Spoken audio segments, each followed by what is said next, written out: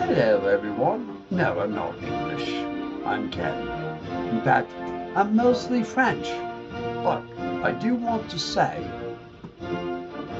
Happy 4th of July to the United States of America, which was very confounded in its founding. Good evening. Kenny B here from Cities and Suburbs. Thank you for indulging me. And, yes. And, thanks, guys. Hey, Kenny B here, 7/5/2026, Cities and Suburbs, having a little fun with you, but and for you at my expense, believe me. 250 years, 1776, Declaration of Independence from the 13 colonies of North America was declared against the British Empire. We are going to cede, we are going to be our own nation. Now, just think about that concept because 13 colonies back then. Virginia was the richest colony, and all these colonies paid money to England. They paid money to Great Britain, okay? They were a franchise. They were not independent states. They were not this. We were not that. We had no concept. We declared our independence, but what did that mean? Because, back a few years later, we have the War of 1812, right? And then we have the Civil War, right? And then, so what is 250 years of independence? Okay. I look at it very differently. I'm like, when did America become America? When did the United States actually become the United States? Okay, was it the Reconstruction of the South after the Civil War or the War of Northern Aggression, depending on what part of the geological line you are? Okay, you have the North, you have the South. So it took this country that we enjoy right now. Hopefully, we enjoy. Not everybody does enjoy it, by the way. But you had the Revolutionary War, you had the War of 1812, which is kind of like the Korean War. Okay? And I don't want to minimalize this, but it's kind of like, what, the Korean War? What was that? Oh, everybody knows about Vietnam. We know about World War II, but in between was the Korean War, where we actually were at war with China. Okay? A lot of details there. And then we go on to, into Vietnam, and here we are. And, America is a hard fought territory. So, it's very interesting, okay, the way the American Revolution began. Every person in the 13 colonies was a British citizen. The war against the French and Indian War, which lasted 1756 through 1763, which eventually, and you could see Washington, young Washington, that movie has exploded in theaters, and I definitely wanted to see that. But George Washington fought for the British, and who didn't?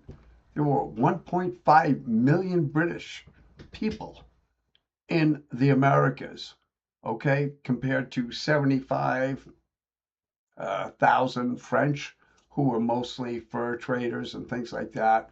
And so the French and Indian War, we call it that. It's labeled that because the French and enlisted, and both sides enlisted indigenous peoples to fight. Okay, eventually the British won the territory, and after that, though, there was a line around the 13 colonies, and you couldn't expand. And young George Washington, he was a surveyor. Everybody was a prospector in this country, and that's what happened.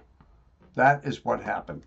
The British tightened control, said, no, you can't go over to the territories that the British Empire just conquered the 13 colonies. You just stay where you are. But this is, right? This kind of like this, you know, what are you telling me what to do? There was, over time, I think, from what I've read, is there's a colonist and there's a British citizen. Think about you're in England or Scotland or whatever part of the territory the British Empire ruled. You are a colonist. All right. So, and keep in mind, all right, entrepreneurship and things like that happened. And it was paid to the British Crown. Over time, though, when we could not expand, and we settled this land, if you will, on personal, gain and bounty.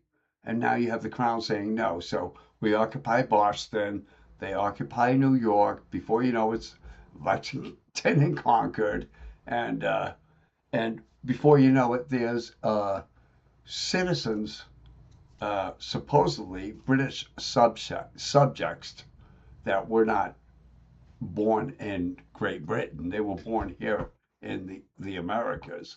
Said, hey, man, I'm being taxed for this. I'm being taxed for that. Taking away my rights for this. And actually, too, go look at the internet. But the real, by the time Lexington and Concord happened, Great Britain had already lost the colonies. The militia were just outnumbering them and fed up with the Stamp Act, the Intolerable Act, and things like that. So here we are, and then we get into, the American development from 1812, which is the war that is so fascinating, to the Civil War with states against states, brother against brother.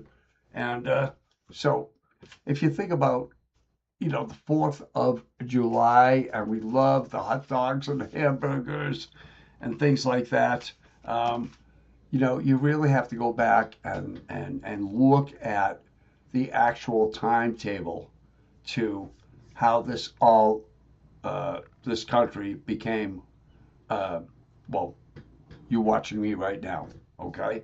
And the cars behind me right now. And by the way, too, before European colonization of North America, there were roughly 23 to 30, I think it was 23 to 30 million, 23 to 30,000 indigenous people here, probably more than that. And it could be in the millions, and correct me on that. But, so there was a lot of conflict that happened in North America. So that said, I'm going to cruise out, and Kenny B here signing off from City and Suburbs. Thanks a lot. All right.